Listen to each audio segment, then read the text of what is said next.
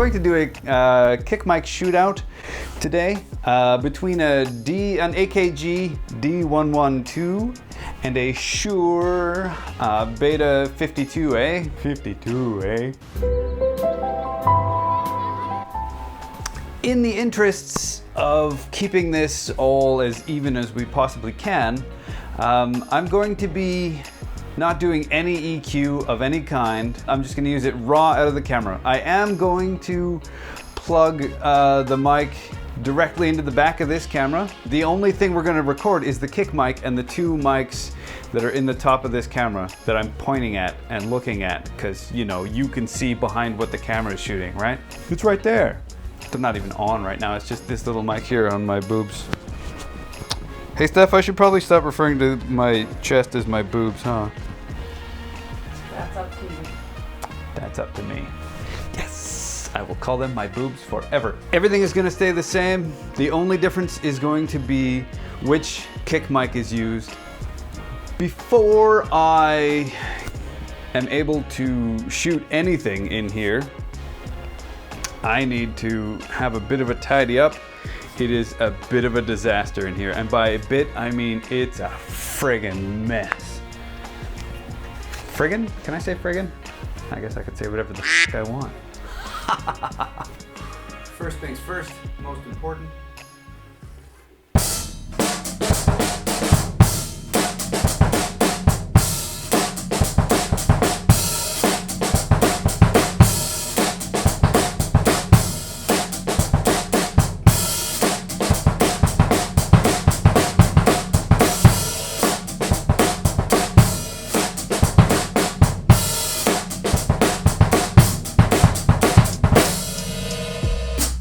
Something like that.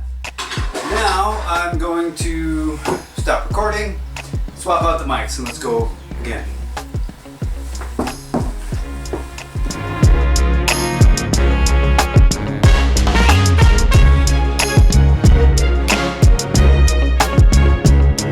Whew, that was way too much work. Oh, coffee, I love you so much.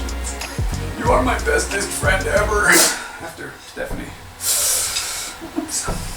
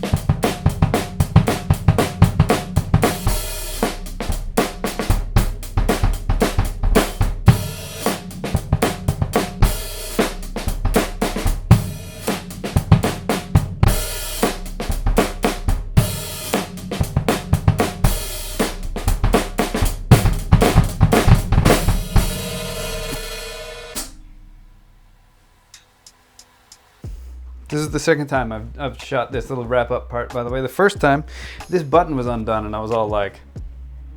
One thing I will say about these two microphones is that they are both very solid. They're both very well made. They are both classics for a reason. You know what I mean? They both accurately reproduce a low-end sound. The Beta 52A is interesting in that it's not as woofy, it's not as bassy as, because I had these exactly identical. I didn't change the level of these two mics in the camera. They ended up being a little bit different in sound because they are different microphones, right? Obviously. If you are going to use a 52A, you need a bit more gain, but this is a very accurate representation of the sound that comes out of your drum. Had I done it so that I could get the best possible sound out of either mic instead of keeping as much stuff level as possible, I think this might have come up with a bit of a nicer sound. This mic has a nice boominess to it, right? I really dig the way it emphasizes the low end. These two are very common. If you want to get genre specific with your microphones, if you're doing kind of funky, poppy, boomy bass drum stuff, hip hop, funk, then this would be the mic that I would go to. For kind of large venue jazz stuff, if that makes any sense, large volume jazz stuff, you know, where you need a very accurate representation of the bass drum sound, this is the way to go. Now these are all obviously live sound options. In studio, it would be a completely different kettle of fish, as they say. At the end of the day, these are incredible microphones, both of them. Personally, I prefer this one, the 112. There you have it. One Wild West style shootout between two fantastic microphones.